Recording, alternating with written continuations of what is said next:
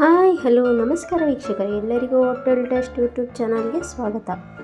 ಇವತ್ತು ನಾನು ಮನೆಯಲ್ಲಿ ಮಡಿಕೆ ಕಾಳನ್ನು ಯೂಸ್ ಮಾಡಿಕೊಂಡು ವಿತ್ ವೆಜಿಟೇಬಲ್ಸ್ ಹಾಕಿ ಗಟ್ಟಿಯಾಗಿ ಒಂದು ಸಾಂಬಾರನ್ನು ಮಾಡಿದ್ದೀನಿ.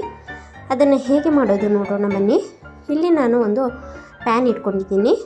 ಇದಕ್ಕೆ ನಾನು ಉದ್ದಕ್ಕೆ ಹೆಚ್ಕೊಂಡಿರುವಂತಹ ಈರುಳ್ಳಿನ ಹಾಕಿದ್ದೀನಿ. ಇಲ್ಲಿ ನಾನು ಫಸ್ಟು ಮಸಾಲೆ ರುಬ್ಬಕ್ಕೆ ಎಲ್ಲ ಫ್ರೈ ಮಾಡ್ಕೊತಾ ಇದ್ದೀನಿ.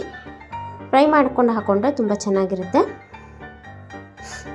ಹಾಗೆ ಹಸಿ ಕೊಬ್ಬರಿ, ಸ್ವಲ್ಪ ಸೋಂಪು, ಆಮೇಲೆ ಸಾಳು ಜೀರಿಗೆ, ಚಕ್ಕೆ, ಲವಂಗ, ಒಂದೆರಡು ಕರಿಮೆಣಸು, ಆಮೇಲೆ ಒಂದು ಚಿಕ್ಕದು ಚಕ್ರ ಮೂಗು, ಹಾಗೆ ಒಣಮೆಣಸಿನ್ಕಾಯಿ ಇದನ್ನೆಲ್ಲ ಹಾಕ್ಕೊಂಡಿದ್ದೀನಿ.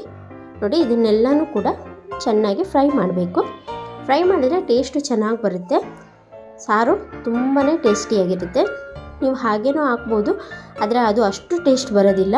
ಫ್ರೈ ಮಾಡಿ ನೋಡಿ, ಆವಾಗೆ ಅದ್ರ ಟೇಸ್ಟು ತುಂಬಾ ಚೆನ್ನಾಗಿರುತ್ತೆ.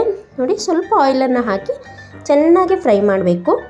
ನೀವು ಹಸಿ ಕೊಬ್ಬರಿ ಇಲ್ಲ ಅಂದ್ರೆ ಒಣ ಕೊಬ್ಬರಿ ಹಾಕಿ ಮಾಡಿದರೆ ಇನ್ನೂ ಟೇಸ್ಟ್ ಬರುತ್ತೆ. ಬೇಕಾದ್ರೆ ಅರ್ಧ ಹಸಿ ಕೊಬ್ಬರಿ, ಅರ್ಧ ಒಣ ಕೊಬ್ಬರಿನೂ ಕೂಡ ಹಾಕ್ಬೋದು. ತುಂಬಾ ಚೆನ್ನಾಗಿರುತ್ತೆ. ನೋಡಿ, ಚೆನ್ನಾಗಿ ಫ್ರೈ ಮಾಡ್ಕೋಬೇಕು. ಫ್ರೈ ಮಾಡಿ ಇದನ್ನು ತಣ್ಣಗಾದಮೇಲೆ ಮಿಕ್ಸಿ ಜಾರಿಗೆ ಹಾಕಿ ರುಬ್ಕೋಬೇಕು. ಇಲ್ಲಿ ನೀವೇನಾದರೂ ಯಾವುದೇ ಕಾಳನ್ನು ನೆನೆಸಿಲ್ಲ ಅಂದ್ರೂ ಕೂಡ ಹೀಗೆ ಮಾಡೋಕ್ಕೆ ತುಂಬಾ ಟೇಸ್ಟಿಯಾಗಿರುತ್ತೆ. ಚಪಾತಿ ಜೊತೆಗೆ, ರೈಸ್ ಜೊತೆಗೆ, ರೊಟ್ಟಿ ಜೊತೆಗೆ, ಮುದ್ದೆ ಜೊತೆಗೂ ತುಂಬ ಚೆನ್ನಾಗಿರುತ್ತೆ. ನೋಡಿ, ಇಲ್ಲಿ ನಾನು ಎಲ್ಲನೂ ಫ್ರೈ ಮಾಡ್ಕೊಂಡಿದ್ದೀನಿ. ಇದಕ್ಕೆ ನಾವು ಸ್ವಲ್ಪ ಧನಿಯಾ ಪುಡಿ ಮತ್ತು ಅರಶಿನ ಪುಡಿ ಹಾಕ್ಕೋಬೇಕು.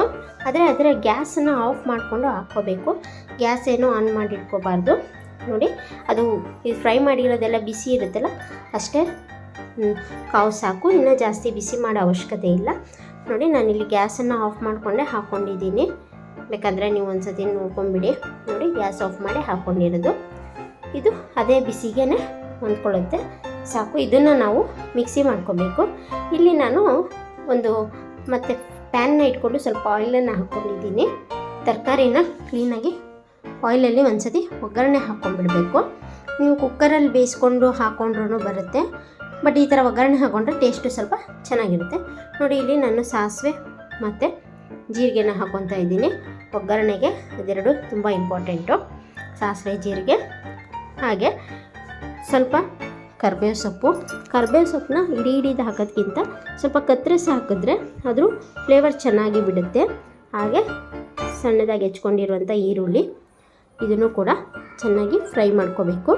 ತುಂಬ ಹೊತ್ತೇನು ಫ್ರೈ ಮಾಡೋ ಅವಶ್ಯಕತೆ ಇಲ್ಲ. ಈರುಳ್ಳಿ ಬೇಗನೆ ಫ್ರೈ ಆಗುತ್ತೆ ಆಯಿಲಲ್ಲಿ.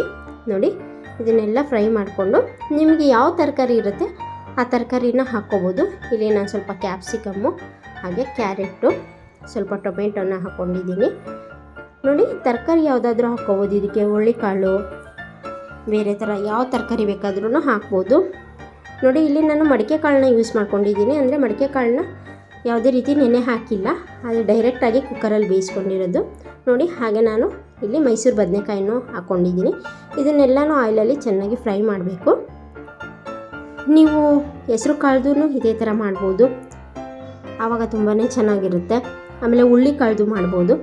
ಈ ಥರ ಯಾವುದೇ ಕಾಳನ್ನು ಯೂಸ್ ಬೇಕಾದರೆ ಮಾಡ್ಬೋದು. ಇಲ್ಲಿ ನೋಡಿ, ನಾನು ಇದನ್ನು ತಣ್ಣಗಾದಮೇಲೆ ಮಿಕ್ಸಿ ಜಾರಿಗೆ ಹಾಕ್ತಾಯಿದ್ದೀನಿ.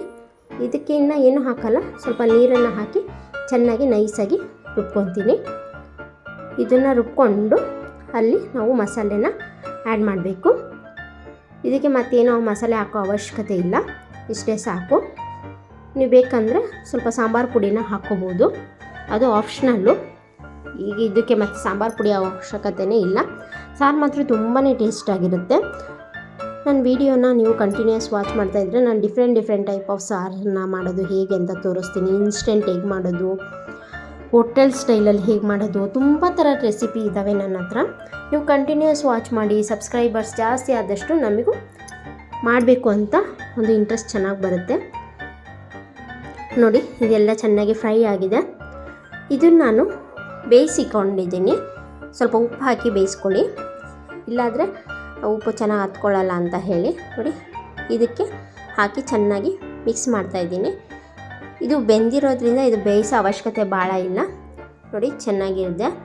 ಎಲ್ಲ ಚೆನ್ನಾಗಿ ಮಿಕ್ಸ್ ಮಾಡಿಕೊಂಡ್ರೆ ಸಾಕು. ಕಾಳು ಬೇಯಿಸ್ಕೊಂಡಿಲ್ಲ, ನೆನೆಸ್ಕೊಂಡಿಲ್ಲ ಅಂದರೆ ಈ ಥರ ಇನ್ಸ್ಟೆಂಟಾಗಿ ಮಾಡ್ಬೋದು. ಈಗ ಒಂದೊಂದು ಸತಿ ಮರ್ತೋಗುತ್ತೆ ಕೆಲಸದ ಸಮಯದಲ್ಲಿ, ಆವಾಗ ನಾವು ಈ ಥರನೇ ಮಾಡಿದ್ರೆ ತುಂಬಾ ಚೆನ್ನಾಗಿರುತ್ತೆ. ಚಪಾತಿಗೊಂದು ತುಂಬಾ ಸೂಪರ ಕಾಂಬಿನೇಷನ್ ಆಗಿರುತ್ತೆ, ಮುದ್ದೆಗೂ ಓಕೆ. ನೋಡಿ ಇಲ್ಲಿ ನಾನು ಸಾಂಬಾರಿಗೆ ಎಷ್ಟು ಬೇಕೋ ಅಷ್ಟು ಉಪ್ಪನ್ನು ಹಾಕ್ಕೊತಾ ಇದ್ದೀನಿ. ನಾನು ಕಾಳು ಬೇಯಿಸಬೇಕಾದ್ರೆ ಸ್ವಲ್ಪ ಹಾಕ್ಕೊಂಡಿದ್ದೆ, ಆದರೆ ಇದು ಕಾಳು ನಾವೀಗ ನೆನೆಸಿದಾಗ ಬೇಗ ಬೇಯುತ್ತೆ. ಆದರೆ ನೆನೆಸದೆ ಹಾಗೆ ಬೇಯಿಸಿದಾಗ ಒಂದು 6ರಿಂದ 7 ವಿಷಲ್ ಆದರೂ ಮಾಡಿಸ್ಬೇಕು, ಇಲ್ಲಾಂದರೆ ಬೇಯಲ್ಲ, ಅದು ಗಟ್ಟಿ ಇರುತ್ತಲ್ಲ, ಅದಕ್ಕೆ ಸ್ವಲ್ಪ ವಿಷಲ್ ಜಾಸ್ತಿ ತೆಗಿಬೇಕು. ನೋಡಿ ನಾನು ರುಬ್ಕೊಂಡಿರೋ ಮಸಾಲೆನ ಹಾಕ್ಕೊತಾ ಇದ್ದೀನಿ. ಚೆನ್ನಾಗಿ ಮಿಕ್ಸ್ ಮಾಡ್ಕೋಬೇಕು. ನಿಮಗೆ ಕನ್ಸಿಸ್ಟೆನ್ಸಿ ಯಾವ್ದು ರೀತಿ ಬೇಕೋ ಆ ರೀತಿಯೇ ಮಾಡ್ಕೊಳ್ಳಿ. ಸ್ವಲ್ಪ ಅಂದರೆ ಚಪಾತಿಗಾದರೆ ಸ್ವಲ್ಪ ತಿಕ್ಕಿದ್ರೆ ಸಾಕು, ಈಗ ಮುದ್ದೆಗೆಲ್ಲ ಅಂದರೆ ಸ್ವಲ್ಪ ತೆಳುವಾಗಿದ್ದರೆ ಮುದ್ದೆಗೆ ಚೆನ್ನಾಗಿ ಅನಿಸುತ್ತೆ. ಅದಕ್ಕೆ ಮುದ್ದೆಗಂದರೆ ಸ್ವಲ್ಪ ಜಾಸ್ತಿ ನೀರು ಹಾಕ್ಕೊಳ್ಳಿ. ಕಾಯಿ ಹಾಕಿ ಮಾಡೋ ಸಾಂಬಾರು ತುಂಬಾ ಚೆನ್ನಾಗಿರುತ್ತೆ ಹಾಗೂ ತುಂಬ ಟೇಸ್ಟಿಯಾಗಿರುತ್ತೆ. ನೀವು ಹಾಗೆ ಬರೀ ಸಾಂಬಾರು ಪುಡಿ ಅದೆಲ್ಲ ಹಾಕಿ ಮಾಡೋ ಸಾಂಬಾರನ್ನೇ ಬೇರೆ ಚೆನ್ನಾಗಿರುತ್ತೆ. ಈ ಥರ ಮಾಡೋದ್ರಿಂದ ತುಂಬಾ ರುಚಿಯಾಗಿರುತ್ತೆ. ನೀವು ಈ ಥರ ರೆಸಿಪಿನ ಜಾಸ್ತಿ ನಾನು ಮಾಡಿ ತೋರಿಸ್ಬೇಕು ಅಂತಂದರೆ ನೀವು ಆದಷ್ಟು ಲೈಕು ಶೇರು ಮಾಡಿದ್ರೆ ನಾನು ಇನ್ನಷ್ಟು ಮೋಟಿವೇಶನ್ ಆಗಿ ತುಂಬ ವೀಡಿಯೋಸ್ನ ಅಪ್ಲೋಡ್ ಮಾಡ್ತೀನಿ. ನೋಡಿ ಹೇಗಾಗಿದೆ ಅಂತ ನೀವು ಮನೇಲಿ ಮಾಡಿ ನನಗೆ ಹೇಳಿ ಹೇಗಾಗಿತ್ತು ಅಂತ ಹೇಳಿ. ಟೇಸ್ಟು ತುಂಬಾ ಸೂಪರಾಗಿರುತ್ತೆ. ಒಂದು ಸತಿ ಮನೇಲಿ ಟ್ರೈ ಮಾಡಿ, ನಿಮಗೆ ಗೊತ್ತಾಗುತ್ತೆ. ಹೋಟೆಲ್ ಟೇಸ್ಟ್ ಇರುತ್ತೆ ಇದು. ನೋಡಿ ಹೇಗಾಗಿತ್ತು ಅಂತ ಹೇಳಿ ವಿಡಿಯೋನ ನೀವು ನನಗೆ ರಿಪ್ಲೈ ಮಾಡಬೇಕು.